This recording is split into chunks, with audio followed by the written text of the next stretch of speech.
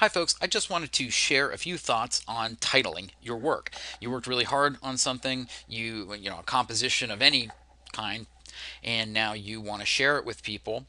And unfortunately, it's pretty high pressure when it comes to putting a title on it. It's like naming a baby. You want to figure out, all right, so first of all, keep in mind that somebody's going to start judging what it is that you've produced right from the first word of the title. It's probably the most common way that someone is introduced to a composition is through reading the title first before they move on to actually reading the body of whatever the text is that you've produced. So because of that, you want to put some thought into it. It can be kind of intimidating, but there's no reason to freak out about it. So I want to be clear that the purpose of this discussion is not to share some thoughts about how to title anything. I'm not sure that all of this is necessarily going to apply to titling a short story or a film or something like that. But certainly, if you're titling anything that has as its central purpose, if it's an argument or if it's even a report of some kind or a study or something that you're, an article that you're writing, then I would definitely remember that there are two things that you usually want your titles to be. And you want them to be descriptive and you want them to be interesting. So let's focus on descriptive first. The word vague refers to something having an imprecise meaning. And just to give you a few examples that are relatively typical of the kinds of titles that students will sometimes put on their essays in college, take a moment, pause this video, and look at these 5 different titles here and think about whether or not you would consider these titles to be appropriate for argumentative essays, or if you feel like maybe they're not descriptive enough. So just going through these, number one, reflective essay. That's the title of the prompt, not the title of your essay, right? That's the kind of thing that we should all be avoiding as soon as, by the time you get to college level writing, you should know not to title your work or not to use the name of, the assignment as the title of your work. You are writing something unique, and so you want to provide something that's specific. Something must be done, right? That's great, but is it just a general like something? It could be anything. I don't know. Bad influence. What's the bad influence?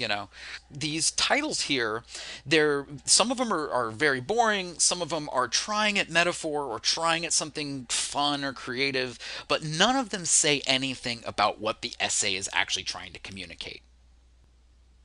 At the very least, you want your reader to know from your title what your essay is about. I would recommend including your position if you have an argument. It's always helpful to share that immediately.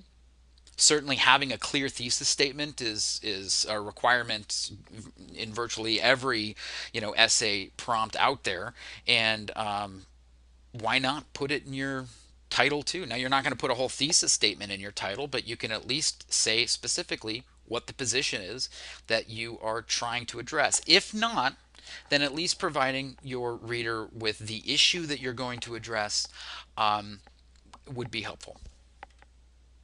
And we can get more specific too.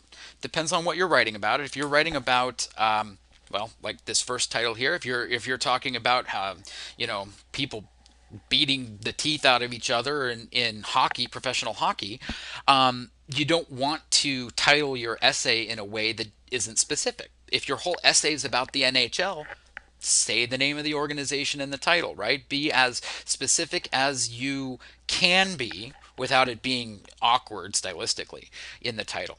Also, if you are focusing an essay or an analysis of some kind on a specific primary source, such as in this case, the Biographia Literaria by Samuel Taylor Coleridge, you would want to include that in the title as well, if it is the primary source that your essay is focusing completely on. Oh, but there's always the boringness. Now, what I'm about to talk about here, we got to be really careful with this because, on the one hand, you want your titles to be interesting because you want your reader to think, hey, this is going to be worth my time reading it. But at the same time, you don't want to sacrifice clarity, or you don't want to sacrifice the descriptiveness of the title for something interesting. And you certainly don't want to ruin the tone of whatever the composition that you've created. You don't want to ruin the tone by titling something, in a silly way or whatever. So what I'm kind of getting talk about here for a minute is just this idea that you want your title not to be boring, but you also don't want your title to be misleading. So let's kind of look at a few examples. Think about what you're trying to do. Having an interesting title does not necessarily mean, for example, including a pun in the title.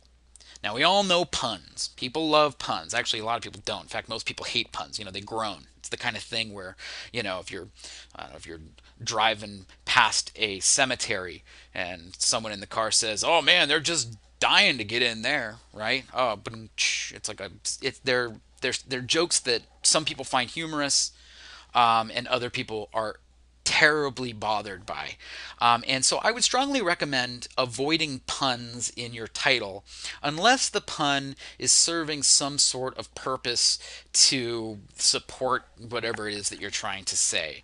And the example here, show me the Monet, Japanese prince as influence in the water lily pond. I would argue that that's a bad use of a pun, because show me the Monet is playing off of that phrase show me the money, which is from the Cameron Crowe film Jerry Maguire, which is about football, and it has nothing to do with Japanese prints influencing impressionist painting. So it's a completely irrelevant pun, and it therefore it shouldn't be there. That's my argument. No, it might be entertaining. Somebody might smile at it, but I'm not sure that you necessarily want to distract your reader immediately with something that's irrelevant like that. So, a common structure for academic titling involves the use of a colon, these two little dots right here. And what you can do with a colon is you can attach two different components of a sentence, right? And it's pretty common for people to create academic titles that have on one side of the colon something that is intended to be interesting or thought provoking or attention grabbing or even humorous or whatever. And then on the other side of the colon have something that's more descriptive. So that way you can kind of have interesting and descriptive at the same time. So in some of these examples here, you can start off with something interesting or something that's supposed to be thought provoking or whatever, maybe a quote from the source that you are going to be analyzing.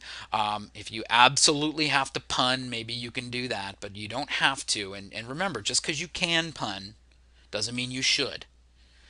But then you follow it up with something that is more descriptive.